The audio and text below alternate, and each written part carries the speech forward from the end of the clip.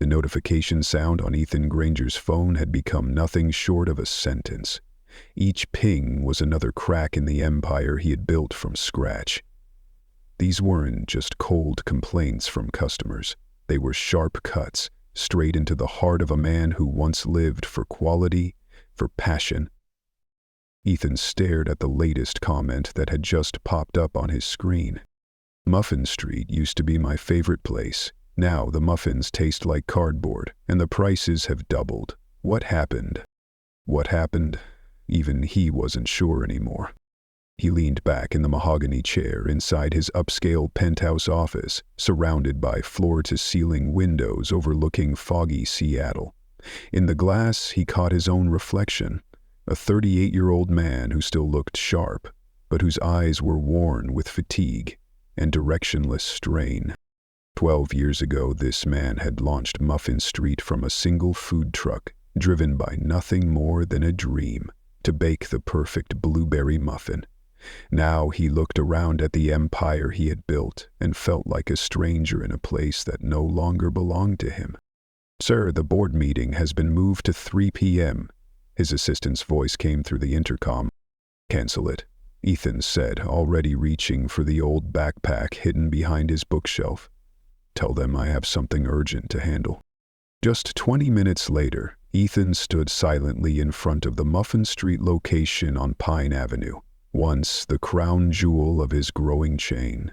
But today, he wasn't Ethan Granger, the powerful CEO in an Italian-tailored suit.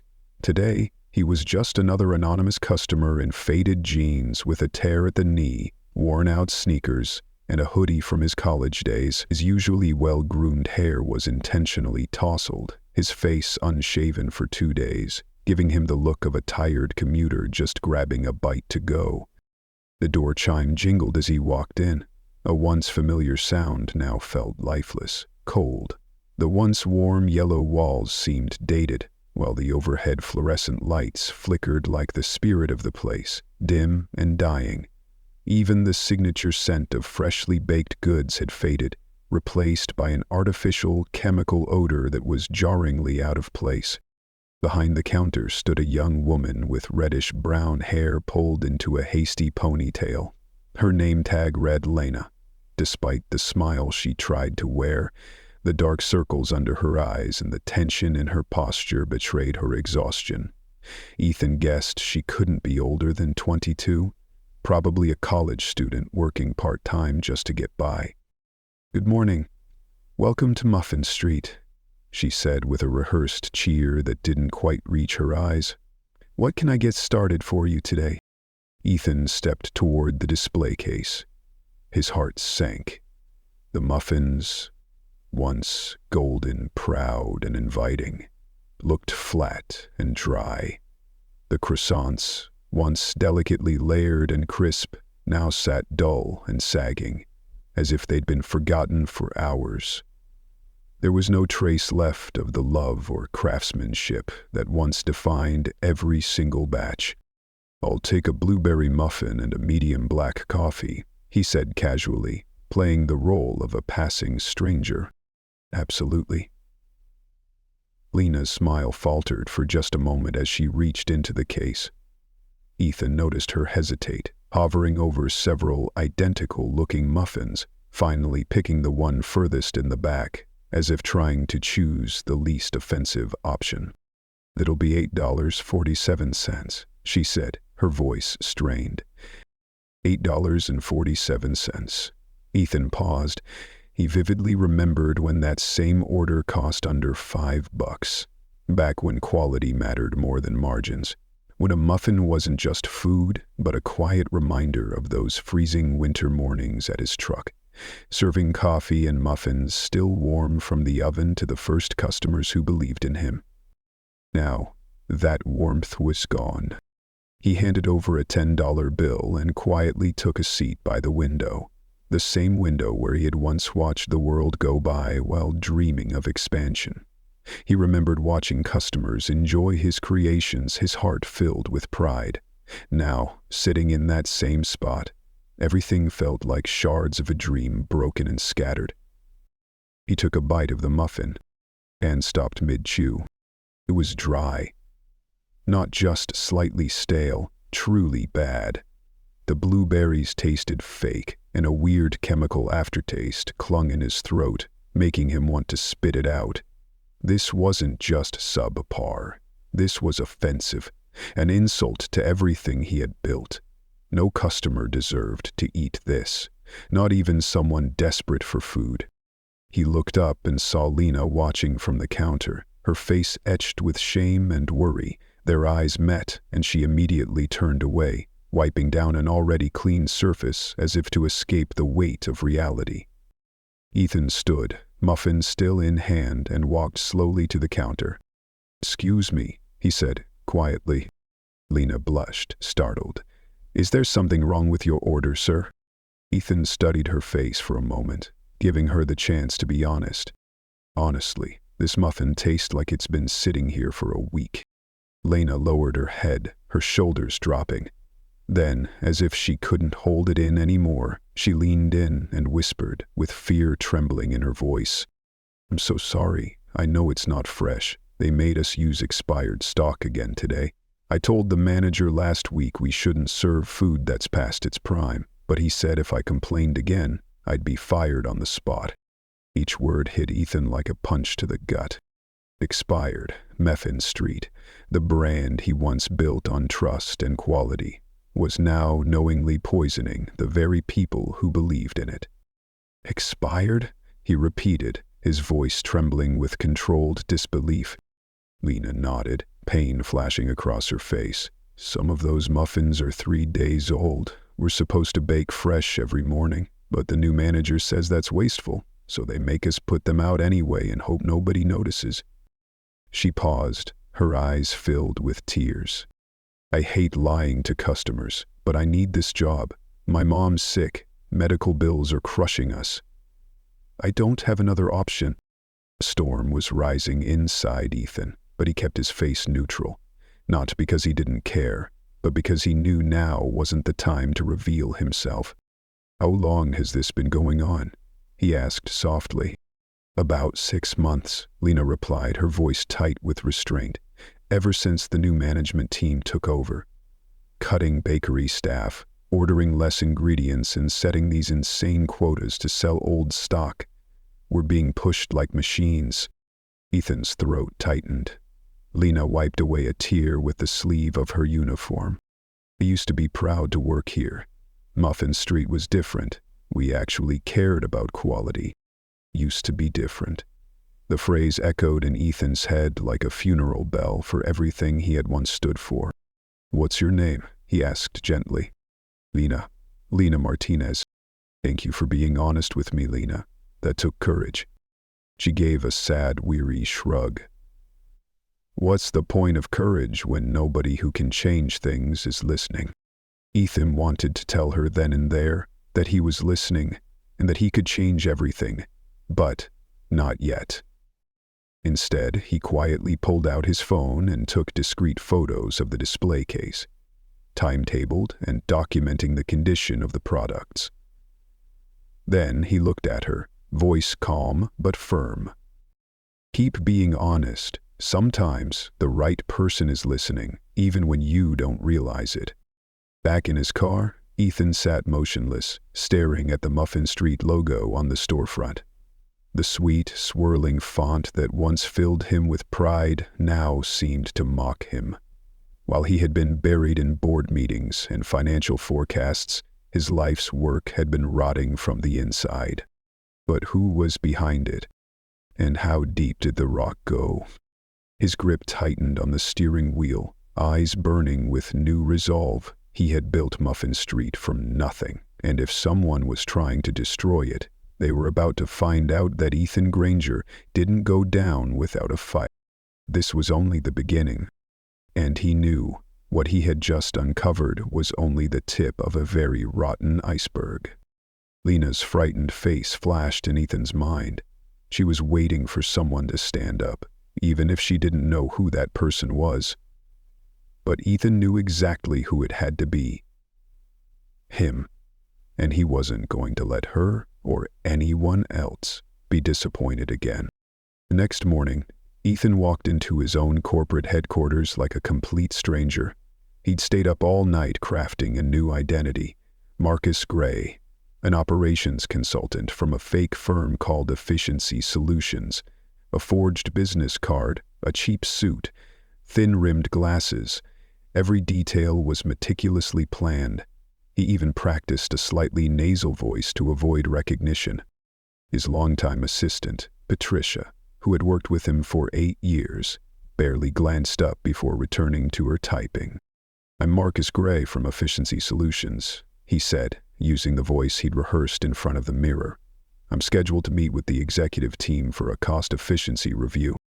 Patricia frowned, checking the calendar. "I don't see anything on the schedule." "It was arranged directly through the board," Ethan interjected smoothly. "Highly confidential material, cost optimization and profit restructuring, very sensitive." The words cost optimization and confidential worked like magic. Patricia's face immediately shifted to concern, and she nodded. "Of course, Mr. Gray. Conference room B is available. Would you like some coffee?"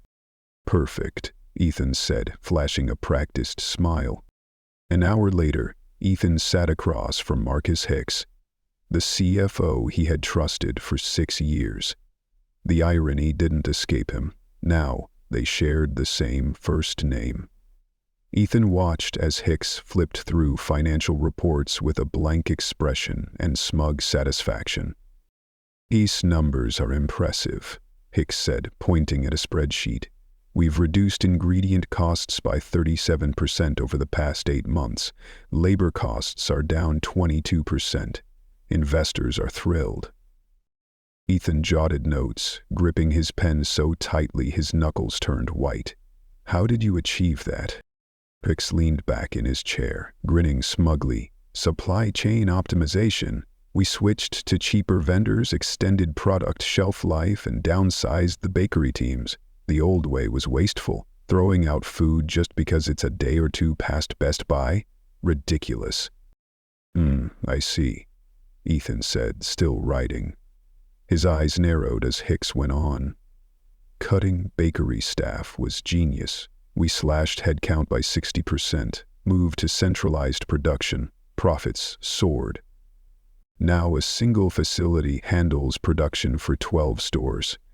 Far more efficient than letting each location bake on site." Hicks spoke with unchecked arrogance, like he was lecturing on self-evident truths. "What about training programs?" Ethan asked, keeping his voice steady even though every word from Hicks felt like fire in his chest. Hicks shrugged and waved a dismissive hand. "We axed them. Total waste of time and money. As long as employees can smile and punch in orders, that's enough. The previous owner was obsessed with all these artisan ideas, teaching ingredient sourcing, baking technique, customer philosophy. Pure fluff." Each word hit Ethan like a dagger. The values he once swore to uphold, craftsmanship, care, humanity, were being erased, replaced by a ruthless bottom-line ideology. "I imagine the investors are pleased," Ethan said, nearly choking on the words. Thickly, Hicks smiled triumphantly. "Oh, very pleased. The team at Concord Equity has been pushing these changes for a while now. They say it's the only way to survive inflation and market pressure." He pulled out his phone and showed Ethan an email. "Here. This one's from their lead partner, David Crane. He called our shift exactly what the market demands." Ethan read over his shoulder, his blood freezing. "Continue prioritizing financial efficiency above all else. Emotion and tradition are luxuries. Aggressively cut costs regardless of short-term customer satisfaction metrics."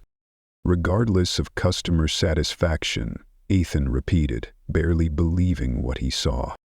Hicks gave a casual shrug, that same cold smile still plastered on his face. "Sure, satisfaction is nice, but margins keep the lights on. Honestly, customers don't notice much. They still drink the coffee, still buy the muffins. Revenue's flowing, so who cares?" And just to drive the point home, he added, Employees complaining about quality? Easy. Handle it internally. Can't let negativity infect the culture. We've had to let a few troublemakers go. But hey, you want to make an omelet? You gotta break some eggs. After the meeting, Ethan quietly retreated to an empty office. He opened his laptop and started digging through the company's procurement records, and what he found made his stomach turn. The organic flour that had once been the soul of Muffin Street muffins had been replaced with cheap, untraceable bulk flour. Free-range eggs were gone, replaced with factory-farmed substitutes. Even the coffee, once sourced from sustainable farms, now came from low-grade industrial suppliers at rock-bottom prices. The staffing data was worse. Skilled bakers who had been with the company for years had been fired, replaced by minimum-wage workers, untrained, undirected. The employee handbook Ethan had once written himself, filled with messages about integrity, quality, and hospitality, had been gutted and replaced with a single-page memo about sales targets and cost reduction. But the worst of it, the absolute gut punch, was the chain of emails from Concord Equity. Message after message, urging more cuts, applauding every cold-blooded move from a name Ethan had never heard before, Lyle Harding, the new CEO. Ethan sat frozen. When had this man been appointed, and why hadn't he, the founder, known? He scoured the legal files and finally uncovered the answer. 6 months ago, while Ethan had taken leave to care for his terminally ill father, the board had quietly voted to install L. Harding as interim CEO, under heavy influence from Concord Equity. Ethan was stunned. He had still been attending meetings, still signing documents, but it had all been a show. The real decisions were being made behind his back. He was just a figurehead now, a framed photo on the wall, while his life's work was being systematically dismantled. He shut the laptop. The room, once designed as a space for creative inspiration, now felt like a tomb for a dream that had died. His phone buzzed. A text from an unknown number. "Mr. Gray, this is Lena from the Pine Avenue store. I heard you're investigating. I have important information. Can we meet?" Ethan read the message, a tiny spark of light flickering in the darkness. Somehow, Lena had figured him out, and now she was ready to help. He replied immediately. "Tomorrow, 6 p.m., Pioneer Square Park. Come alone, bring everything you have." As he stepped out of the building that used to feel like a second home, Ethan understood. This wasn't about cutting costs anymore. This was betrayal. Muffin Street was no longer his child. It was being reborn into something cold, heartless, and unrecognizable. Pioneer Square Park still held its quiet old-world charm. Ethan arrived 30 minutes early, partly from nerves, partly to scout the area. He sat on a wooden bench near the old totem pole, watching passers-by. At exactly 6 p.m., Lena appeared, clutching a large manila envelope to her chest. In jeans and a loose sweater, she looked like an ordinary college student, but her eyes carried something else, the exhaustion of someone who had seen too much truth. "Mr. Gray," she said softly, sitting down but keeping a small distance. "Call me Marcus," Ethan said, continuing the act. "And thank you for coming. That took courage." Lena gave a bitter smile. Courage or stupidity, same result. Then she opened the envelope. "What I'm about to give you could get me fired, maybe even sued, but I can't stay quiet anymore." She pulled out a thick stack of photos, documents, and printed emails. "I've been documenting everything for months. At first I thought it was just my store, but then friends at other locations told me they were seeing the same things." Ethan looked at the first photo, a moldy container of cream cheese being prepped for bagels. The timestamp showed it was taken just 3 days ago. at a location near the university.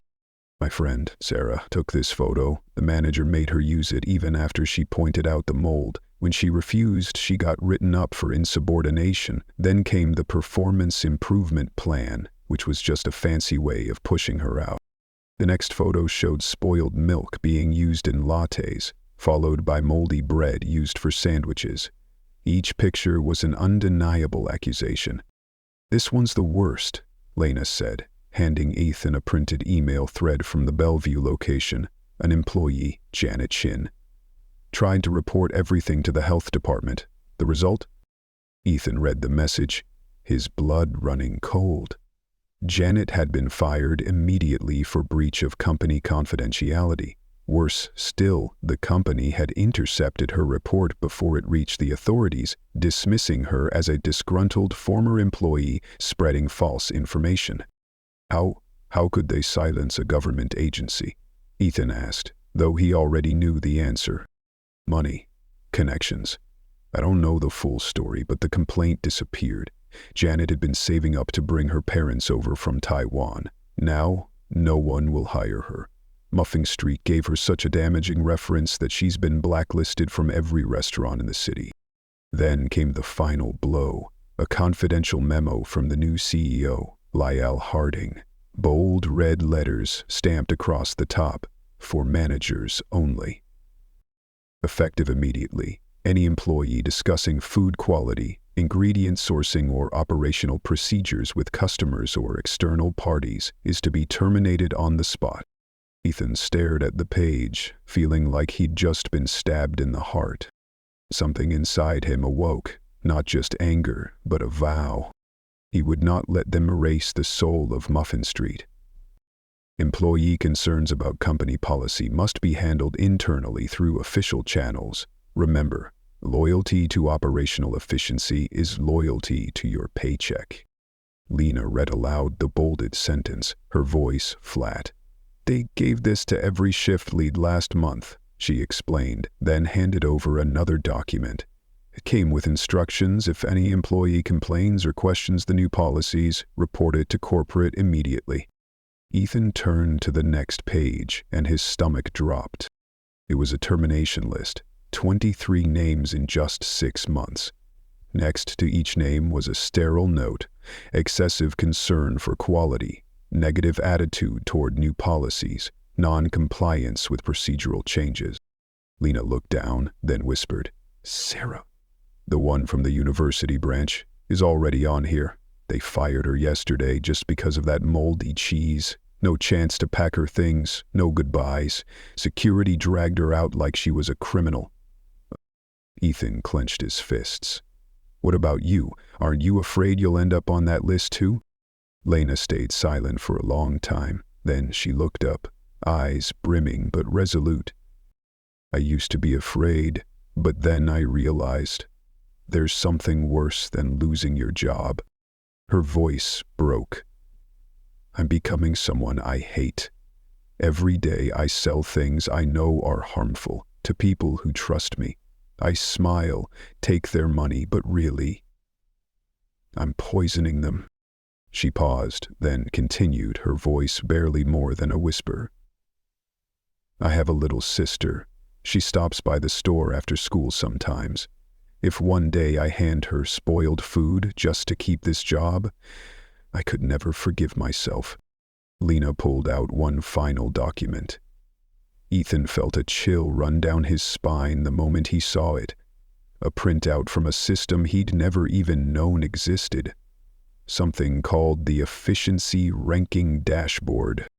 Every Muffin Street location was scored not on customer satisfaction or food quality, but on waste reduction rate and compliance index. "This is how they judge us now," Lena said, her eyes hollow. "The more spoiled food you sell without customers noticing, the higher your score. High-scoring managers get bonuses. Low scorers get fired." At the bottom of the page, Ethan noticed a red label. "Report for conquered eyes only." Even under his fake identity, he couldn't access it, but the data summary was shocking enough. Revenue was up 18%. Customer retention was down 34%. "They're bleeding customers," Ethan murmured. "And fast," Lena nodded. "But profits keep rising. They don't care if people come back. All that matters is squeezing as much money out of them today as possible. Like wringing out every last cent from passers-by, then moving on." As darkness fell over the park, Lena continued to share more horrific stories. Terrified employees, customers getting sick without knowing why, anyone trying to uphold old standards.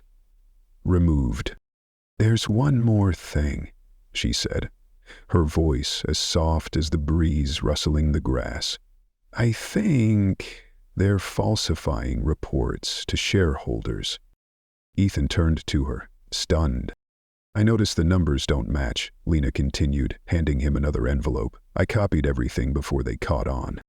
Inside were bank records, mismatched deposit slips, discrepancies in daily revenue reports, missing ingredient shipment logs, and customer satisfaction surveys that were never actually distributed. Page after page, the evidence piled up, proving that everything from food to finances to staffing was being manipulated. Ethan took the envelope, his hands trembling. This wasn't speculation anymore. This was proof. Corruption was rotting the company from the inside out. Layla cradled against his chest. "Why are you giving this to me?" he asked, looking into Lena's exhausted eyes. "Why do you think I can do something about it?" Lena stood, slipping her now empty bag over her shoulder. "Yesterday after you left, I looked up Marcus Gray, Efficiency Solutions. Know what I found?" Ethan held his breath. "Nothing. No website, no LinkedIn, no digital footprint. And I knew someone who's serious about making change wouldn't want to be found. I don't know who you really are, but that's exactly what gives me hope." She walked away, leaving Ethan on the bench, clutching the envelope that might end this nightmare. But one question echoed in his mind. If Concord Equity was willing to do all this, what were they really after? That night, Ethan sat in his home office, surrounded by empty coffee mugs and Lena's documents. As the sun began to rise, he found what he'd been looking for, buried deep within the company's investment filings. A hidden clause in the investor agreement, Section 47, subsection C. If company valuation drops below 60% of assessed market value for 6 consecutive months, Concord Equity reserves the right to initiate a forced buyout at current valuation. Ethan checked the numbers. 6 months ago, Muffin Street was valued at $180 million. The most recent valuation, just completed last week, put it at $94 million. That meant they were just $4 million away from triggering the buyout clause. "Unbelievable," Ethan muttered as all the puzzle pieces clicked into place. Concord never wanted to restructure or cut costs. They were deliberately sabotaging the company to buy it for pennies on the dollar. He kept digging into Concord's portfolio, and what he discovered was even more horrifying. In the past 5 years, they had done the exact same thing to 7 other companies.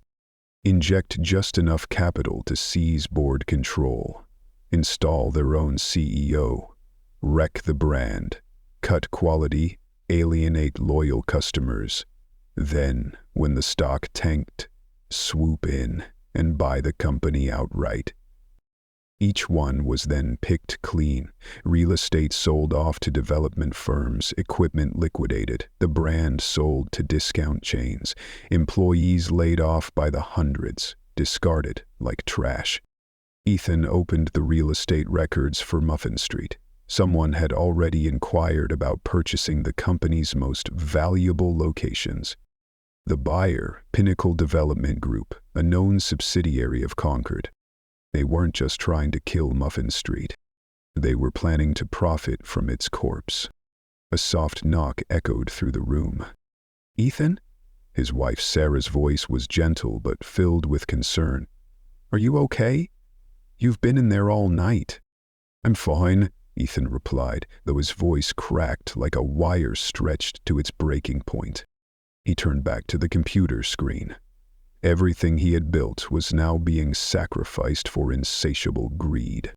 He pulled up the list of board members, and there it was.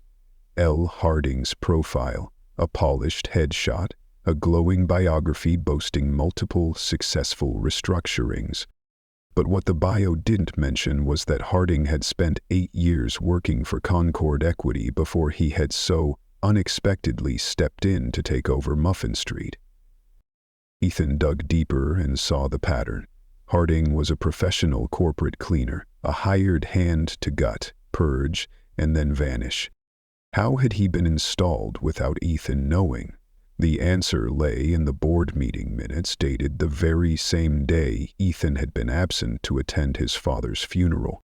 The vote to appoint an interim CEO had been proposed by David Crane of Concord and seconded by Margaret Torres, who would later be discovered to have financial ties to Concord.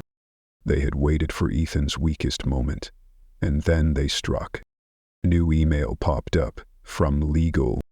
Urgent, please review and sign the resolution to sell 3 high-performing branches to offset recent losses. Deadline, end of day today. Ethan opened the file and the floor seemed to drop beneath him.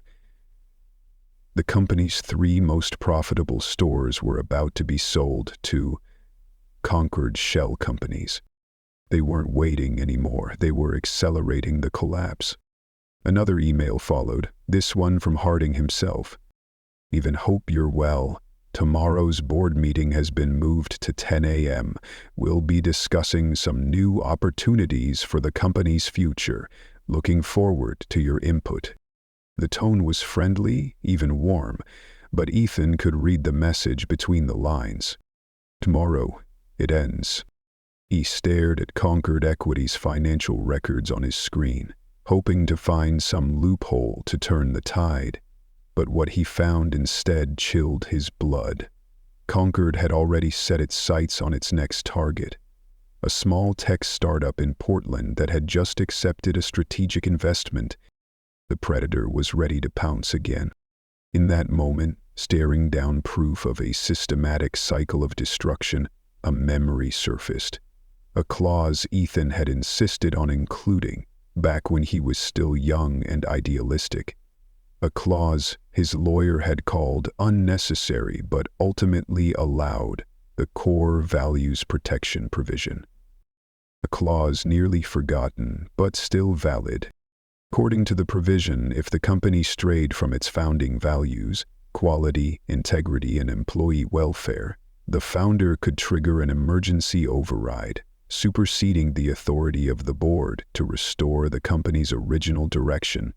Back then, Ethan had seen it as a romantic notion in a cutthroat industry. Now, it was the only weapon he had left. He began typing furiously.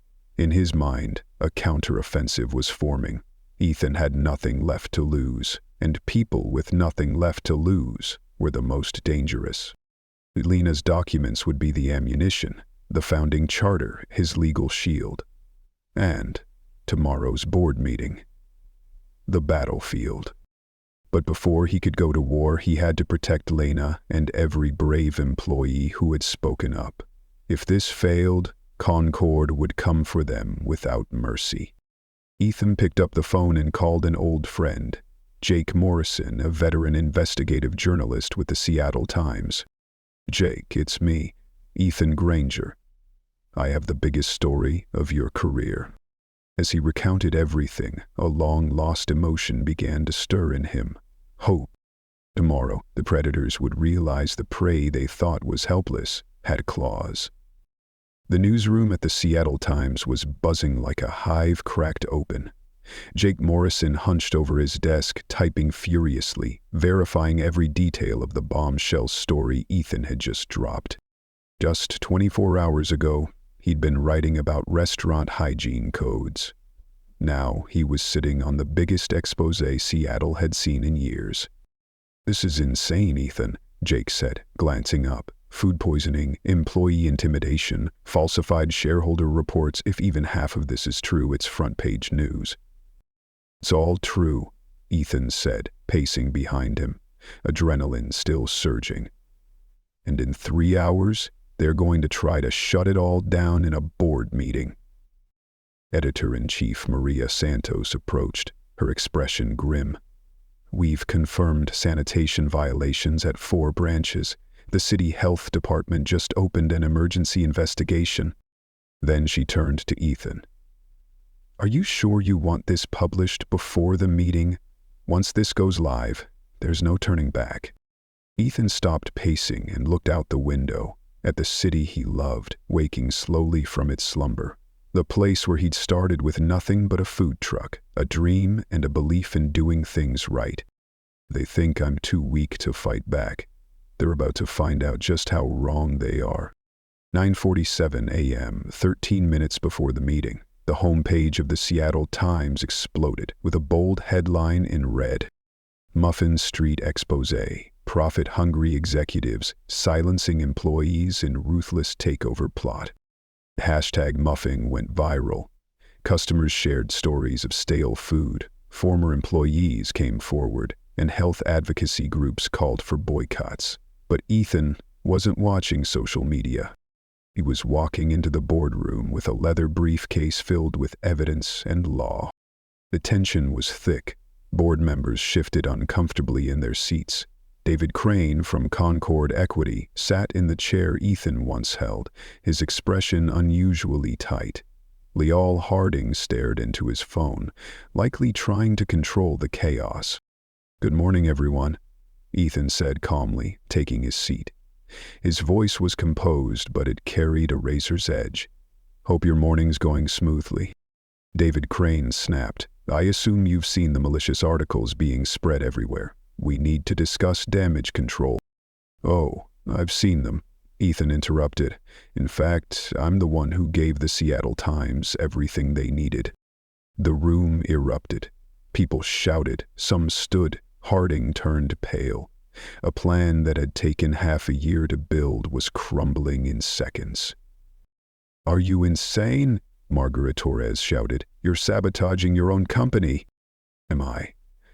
Ethan opened his case and began laying documents on the table. Or am I saving it from the people who turned it into a soulless money machine? He laid out moldy muffins, spoiled milk, photos, internal emails proving Concord's role in quality sabotage and shell company real estate deals.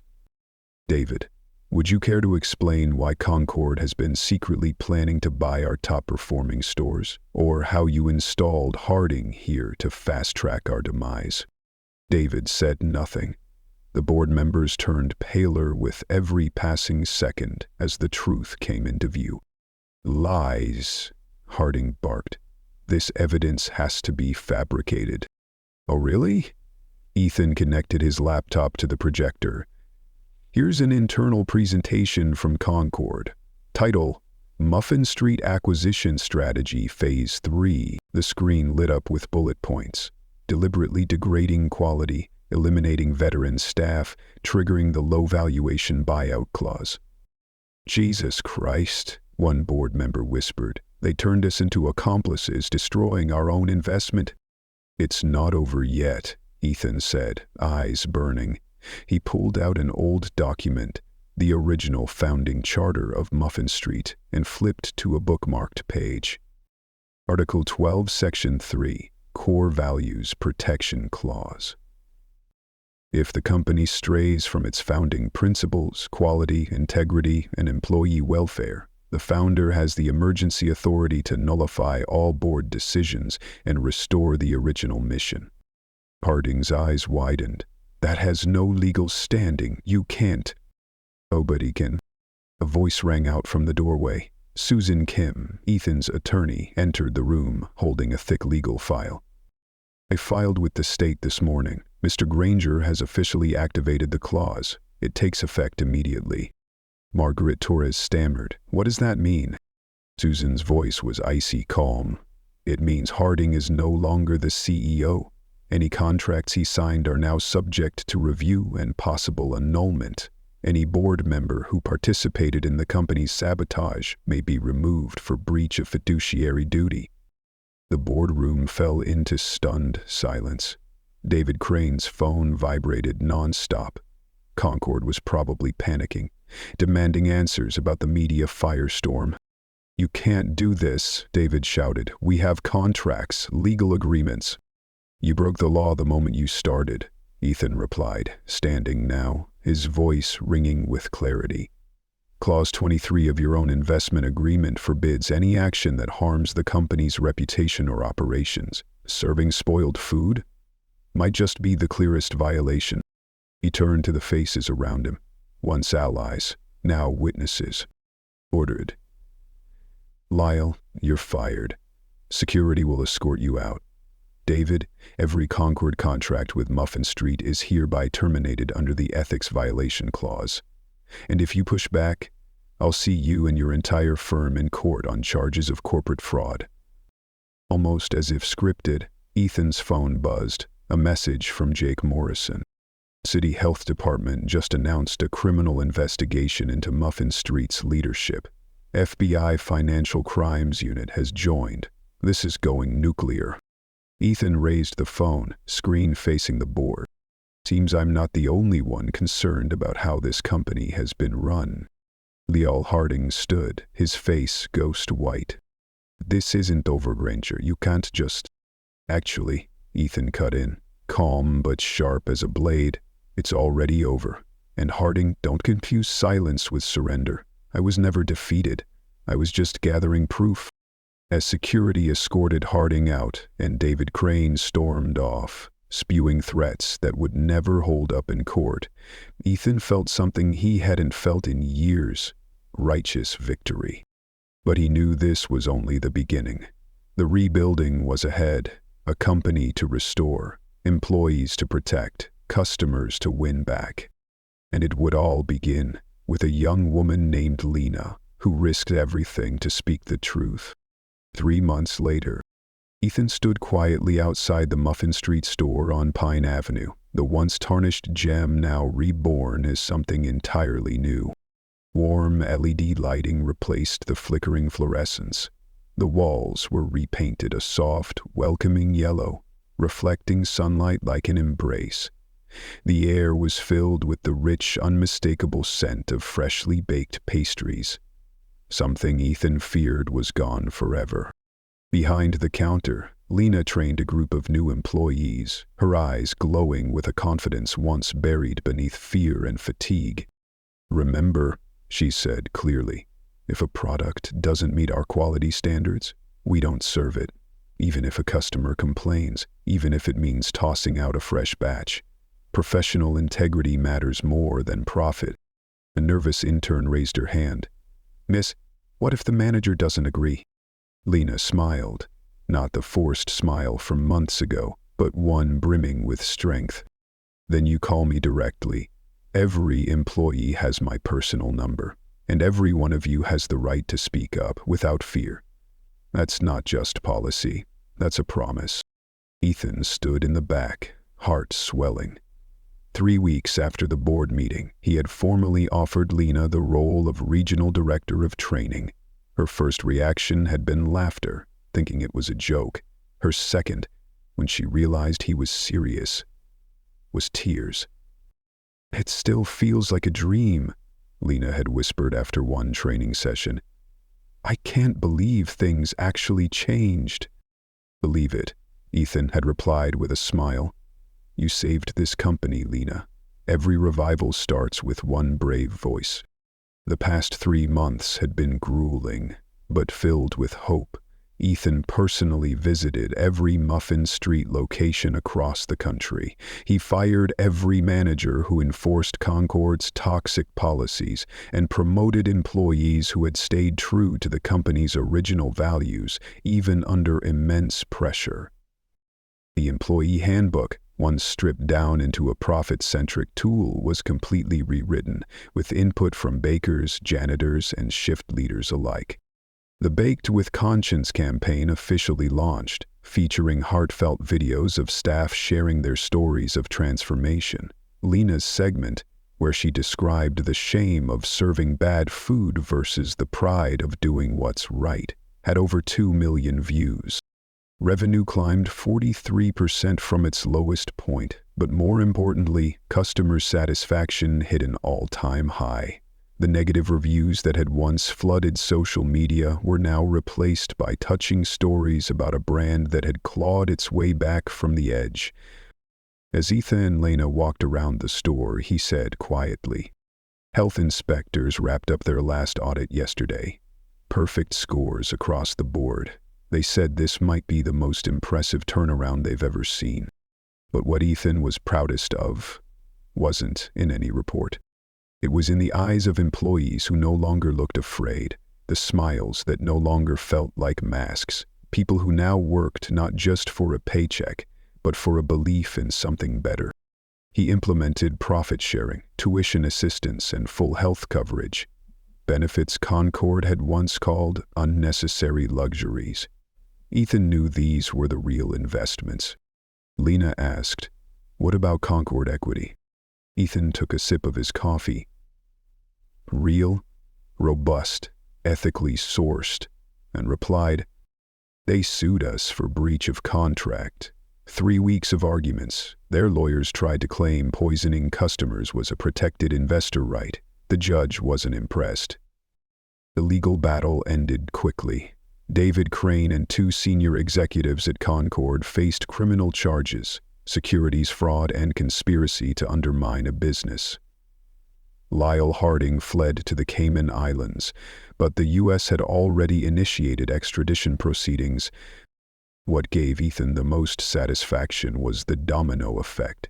7 other companies Concord had taken over now filed lawsuits using the evidence Ethan provided. A congressional investigation into exploitative investment practices was launched, featuring Muffin Street as a case study. "I just got a call from a tech firm in Portland," Lena said. "They recently took money from Concord. They want to know, what are the warning signs?" Ethan smiled softly. "Good. The more people know their playbook, the fewer fall into their trap." A new message came in from Jake Morrison. "The company in Portland just canceled their investment deal with Concord. They quoted your article. Your story is saving companies before they get destroyed." But the sweetest justice came not in headlines, but in the quiet, intimate victories. Janet Chin, who had been fired for reporting health violations, was rehired as a district manager with full back pay and a formal public apology. All 23 employees who had once been blacklisted by Lyle Harding were invited back, this time with higher salaries and equity stakes in the company. Ethan reached into his jacket and handed Lena a small envelope. "I have something for you. It's not much, but I want you to have it." Lena opened the envelope. Her eyes widened and her hands trembled. Inside was a stock certificate, granting her a 5% ownership stake in Muffin Street. She was now a true partner. I can't accept this." "You earned it a long time ago," Ethan replied. "Everyone who stood up in the dark deserves a share of the light." Before closing time, Ethan stood outside the store, watching as Lena carefully locked the front door. Just as he had locked up his very first food truck all those years ago. The circle was now complete. From one person who believed in quality to another who carried that same fire forward, the spirit of Muffin Street had survived its darkest hour. His phone buzzed. It was Margaret Torres, the board member who had unknowingly been manipulated into Concord's scheme. "Ethan, 3 other companies just reached out. They want your help drafting protection clauses like the one Muffin Street had. Would you be willing?" Ethan didn't hesitate. "Send me the details. We're not going to let this happen again." As he drove home through the streets of Seattle where this journey first began, Ethan smiled. Concord had been wrong. They mistook silence for surrender. But sometimes silence is just someone waiting for the right moment to strike back. And sometimes that moment changes everything. And if you haven't already, subscribe to Moments of Quiet Truth, where the forgotten find their voice. where justice doesn't have to scream to be heard, and where every truth, once spoken, just might save a world.